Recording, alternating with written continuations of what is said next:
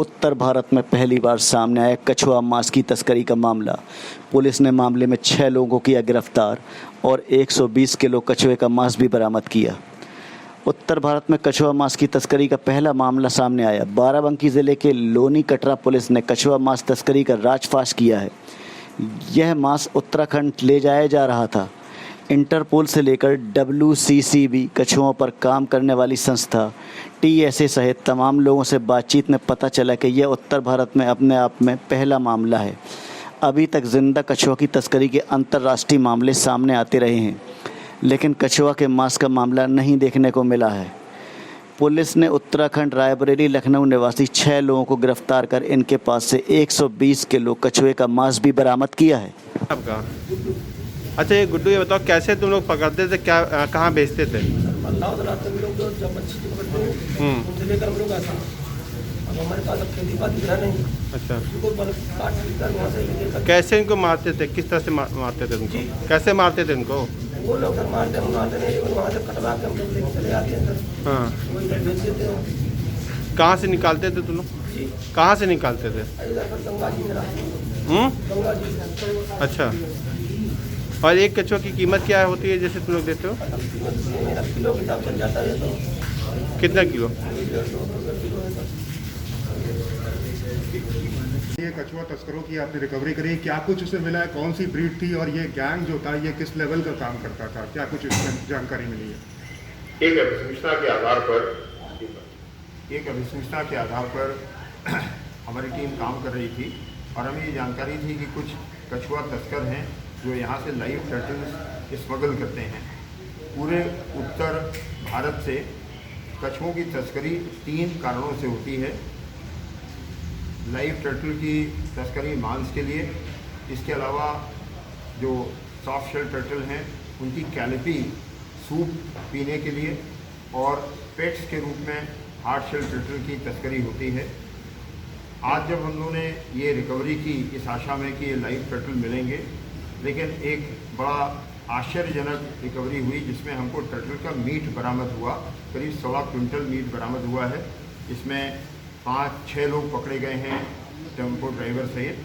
ये एक संगठित गिरोह है जो कछुए के मांस या लाइव टर्टल्स को स्मगल करता है, बंगाल भी ले जाता है, और आज जो खेप जा रही थी वो उत्तरांचल जा रही थी। ये हमारे लिए भी बड़े आश्चर्य की बात थी कि अभी तक कभी भी टर्टल का मांस नहीं पकड़ा गया स्मगल करने के लिए भारत के अंदर। पूछताछ पर जानकारी हुई कि ये सॉफ्ट शेल टर्टल को पीसेस में काटते हैं, उसका मांस, उसको ड्राई आइस के साथ प्रिजर्व करते हैं, और उसके बाद जहाँ पर इस मांस को खाने की बहुतायत की जनसंख्या है वहाँ पर इसे स्मगल करते हैं। इस खेप के पकड़ने के बाद ये खुलासा wild life crime control bureau और वन विभाग तथा अन्य एजेंसीज के साथ किया गया है। उनके लिए भी ये नया अनुभव है। इस संबंध में राष्ट्रीय स्तर पर एक अलर्ट जारी किया जा रहा है जिससे कि हमारी अन्य एजेंसीज भी सतर्क हो जाएं और इस प्रकार के अपराध पर अंकुश लग सके। सर, इससे पहले भी आपने रिकवर किया था, इससे पहले भी वर्कआउट किया है आपने, तो क्या कुछ बातचीत में पता चला क्या उस गिरोह से या उससे कुछ इन लोग का टचअप था, कोई लिंकअप था, या उससे ज़्यादा ये कुछ ज़्यादा एक्टिव है, सक्रिय हाईटेक टाइप के कुछ लोग हैं ये लोग? STF में रहते हुए जो मेरी सबसे बड़ी रिकवरी थी वो जनवरी 2017 में अमेठी में थी, जहाँ पर 5 टन कछुआ, मतलब लगभग 7,000 जीव बरामद किए गए थे। वो अभी तक की भारत की सबसे बड़ी रिकवरी है और वो अमेठी का गैंग था। और ये अमेठी, रायबरेली, सुल्तानपुर, बाराबंकी, बहराइच में कुछ जनजातियाँ हैं जो इस अवैध धंधे में लगी हुई हैं और एक दूसरे से जुड़ी हुई हैं। ये माइग्रेटेड लोग हैं जो पिछले 15-20 सालों से इन जगहों पर रह रहे हैं और इस अवैध धंधे में संलिप्त हैं। इनके तार न केवल वेस्ट बंगाल बल्कि अन्य राज्यों से भी जुड़े हुए हैं, जो अभी प्रारंभिक जानकारी मिली है। जो अन्य स्टेट से के बारे में जानकारी मिली है उनको संबंधित एजेंसीज को पास ऑन किया जा रहा है। राष्ट्रीय स्तर पर wild life crime control bureau coordinate करती है भारतीय स्तर पर, उन्हें भी इस क्राइम और इससे मिली पूछताछ आख्या के आधार पर जानकारी मिली है, वो साझा की जा रही है, जिससे कि अन्य राज्यों में भी इस प्रकार के जो गैंग काम कर रहे हैं उन पर कार्रवाई की जा सके। क्या इंटरनेशनल मार्केट में भी इसकी मांग है? लगभग कितनी कीमत होगी? देखिए, इंटरनेशनल जो रेमिफिकेशंस हैं उसमें जो मांस है वो China, Hong Kong, Thailand, Singapore, Malaysia, Bangladesh, इस प्रकार के देश हैं। यहाँ पर बहुत बड़ी मात्रा में इनकी मांग रहती है और उत्तर प्रदेश से जुड़े हुए जो तार हैं वो अंतर्राष्ट्रीय स्तर पर प्रमाणित किए जा चुके हैं, पहले अंतर्राष्ट्रीय स्तर पर प्रमाणित किए जा चुके हैं। जो कैलिपी है विशेष रूप से उसके तार निश्चित रूप से विदेशों से जुड़े हुए हैं। ऐसे विदेश के जो अपराधी हैं उनको भी चिन्हित करके इंटरपोल को सूचित किया जा चुका है पूर्व में भी, और अब भी अगर कोई अंतर्राष्ट्रीय रेमिफिकेशन निकलता है तो ज़रूर उस संबंध में जानकारी दी जाएगी। यहाँ ये भी एक चिंतनीय बात है कि ये पूरा माल पीलीभीत, उत्तराखंड, नेपाल बॉर्डर के बहुत नज़दीक जा रहा था, इसलिए संभव है कि इसकी भी अंतर्राष्ट्रीय खपत होती।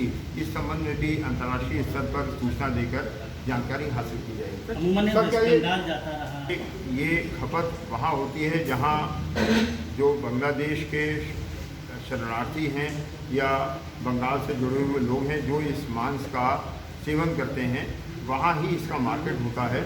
और पूछताछ में ये बताया है कि पीलीभीत और उत्तराखंड के बॉर्डर के इलाके ये दर्जनों इलाके हैं जहाँ हज़ारों की तादाद में ऐसे लोग निवास कर रहे हैं जो टर्टल का मीट खाते हैं। उस मार्केट को दृष्टिगत रखते हुए ये तैयारी की गई थी।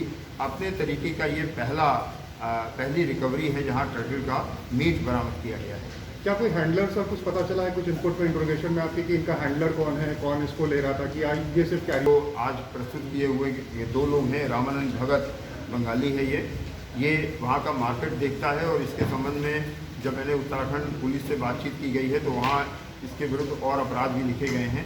कुछ केंद्रीय एजेंसीज के पास भी इसका इनपुट है जो वाइल्ड लाइफ के अलावा अन्य आपराधिक गतिविधियों में भी शामिल होने की जानकारी प्राप्त हुई है, जिसे अन्य विकसित किया जा रहा है। इसके अलावा जो गुड्डू इसमें यहाँ अरेस्ट हुआ है, जो मेन परपिट्रेटर है, जो एक और मल्लाहों से इसका शिकार कराता है, उसकी कटिंग कराता है और फिर रामानंद जैसे 1 दर्जन से अधिक उसके संपर्क, उसके टेलीफोन और पूछताछ से मिले हैं जिनके संबंध में अलग से प्रयास किया जा रहा है। तो इस प्रकार से ये एक बड़ा सिंडिकेट है और अन्य राज्यों में भी फैला हुआ हो सकता है, जिसके संबंध में संबंधित राज्यों को जानकारी दी जा रही है। सर कीमत तो लगभग कितनी होगी मांस अगर अंतर्राष्ट्रीय मार्केट में देखा जाए? जो सुप्रीम कोर्ट की गाइडलाइन है उसके हिसाब से किसी भी कॉन्ट्राबेंड की कीमत नहीं बताई जाती है, जिससे कि अन्य लोग इसकी ओर आकर्षित न हो, इस ट्रेड की ओर, इसलिए मैं कीमत बताने में असमर्थ हूं।